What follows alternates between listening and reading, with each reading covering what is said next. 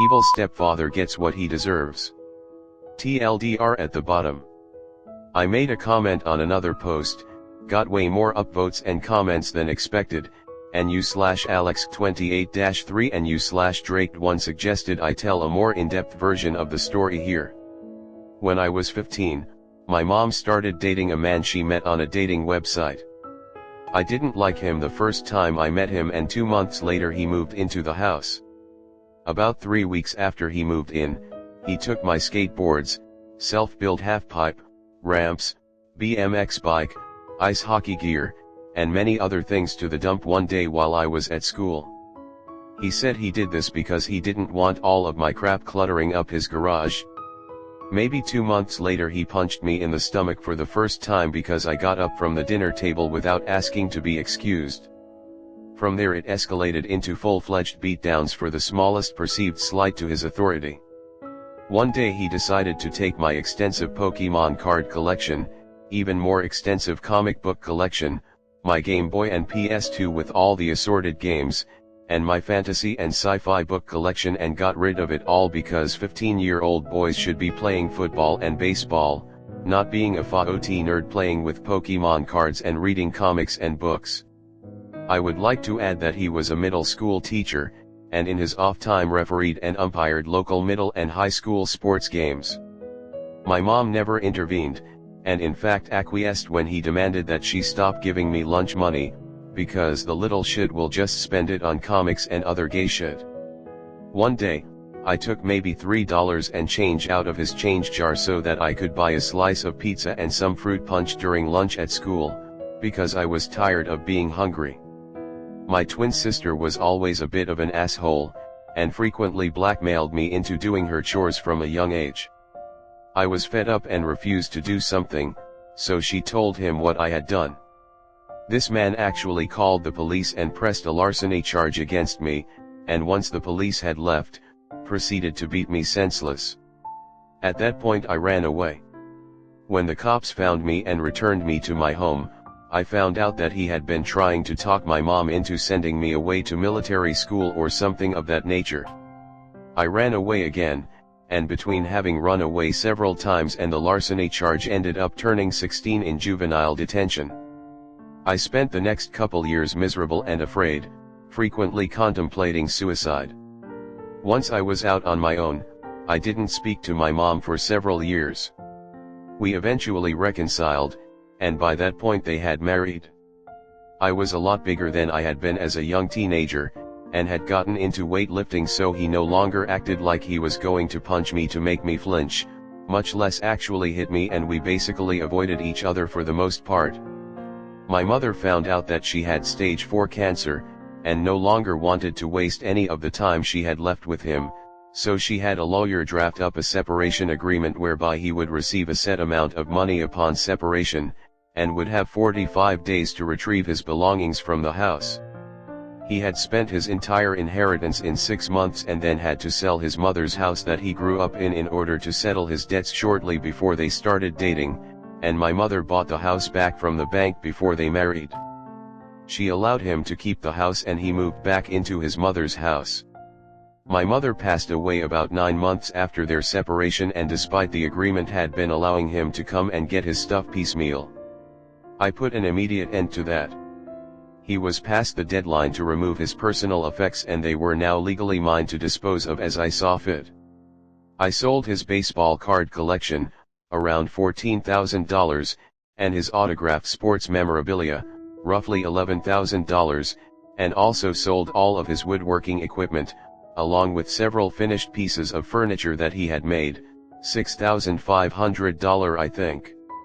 I kept his mother's engagement ring, platinum band 3 diamonds roughly 2 carats, wedding band, his coin collection.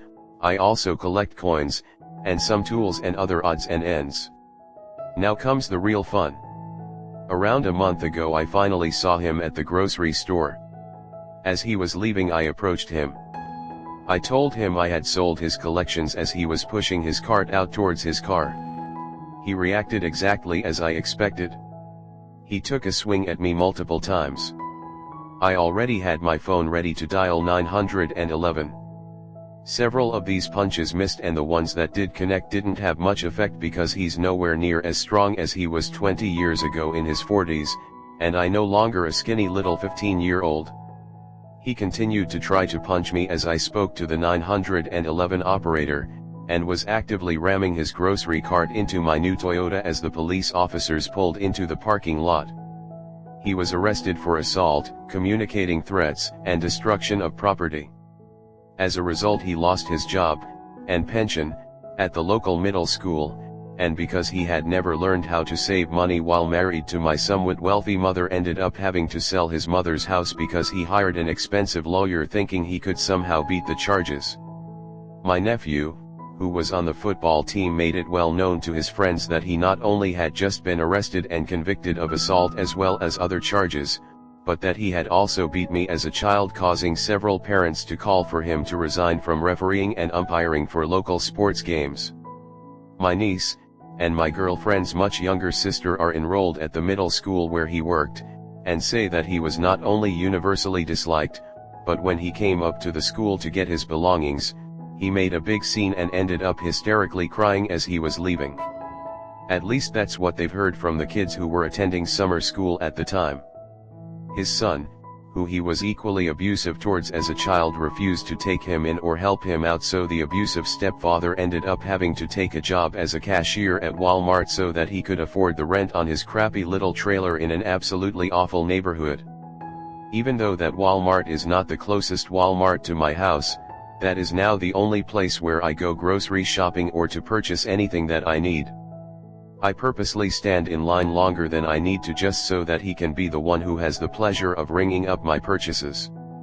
The first time I went through his line, he attempted to ring up multiple items more than one time to overcharge me, and when I called him on it, he said that I was mistaken. I asked for a manager, and the manager believed him that it was an accident, but he learned that he can't get away with that.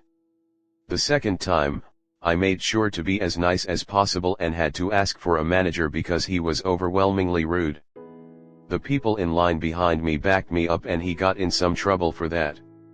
Every time I go there and step into line, I see him die a little bit inside, and it gives me such satisfaction. Sometimes I'll say that I'm paying with exact change, and as I'm about to hand him the money I'll say, "Oh, I didn't realize I had rare coin from his collection in my pocket. I guess I'll use my credit card." I just sold his expensive ratcheting wrench set, and so on Monday when he works again, I'm going to go buy my daughter one of their better above ground pools, and as he's ringing it out, tell him I know that daughter is just going to love this pool. It's not like I would have ever used those expensive ratcheting wrenches anyway.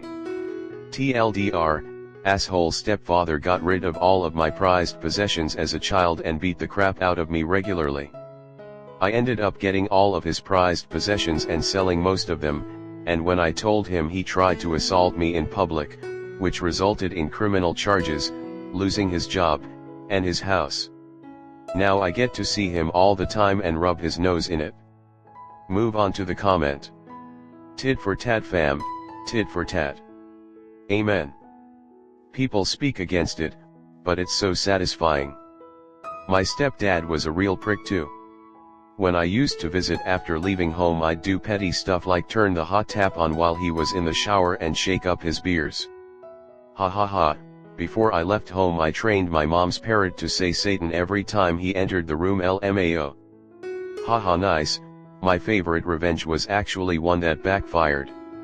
At my sister's, her parents are my mum and stepdad, 21st birthday, my brother got pretty drunk and kept asking our stepdad to take his glasses off so he could punch him.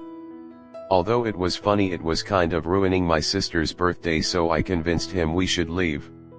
As we were waiting for a taxi out the front of my sister's place, my brother said fine, he gets to keep his glasses but he doesn't get to keep his side mirror, and proceeded to kick the side mirror off my stepdad's car.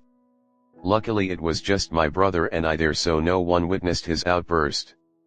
The next morning I called my sister and asked how she pulled up. She replied with hungover. Hey, did you know some piece of shit smashed my side mirror? It's going to cost $1,000 to fix. To cost $1,000 to fix.